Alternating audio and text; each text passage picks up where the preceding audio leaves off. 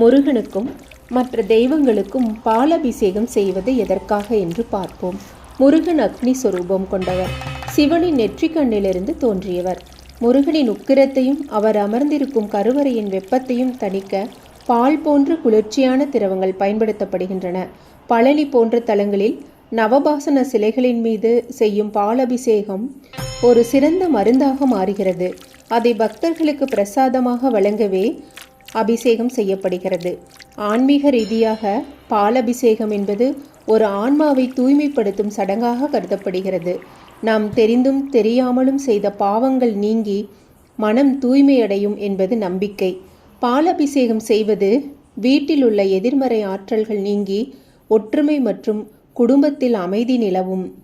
வேத ஆகமங்களின்படி பாலபிஷேகம் செய்வது நோய்களிலிருந்து காத்து உடல் ஆரோக்கியம் ஏற்பட்டு ஆயுள் விருத்தியை தரும். பால் என்பது அமைதியின் சின்னம். இதை இறைவனுக்கு சமர்ப்பிப்பதன் மூலம் நமக்கு இருக்கும் கோபம், பொறாமை போன்ற குணங்கள் மறைந்து மென்மையான சாத்வீக குணம் வளரும்.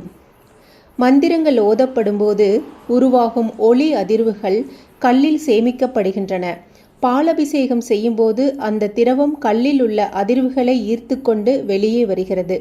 அந்த பாலை தீர்த்தமாக பருகும்போது அந்த நேர்மறை ஆற்றல் நம் உடலுக்குள் சென்று உடல் மன ஆரோக்கியம் ஏற்படுத்துகிறது.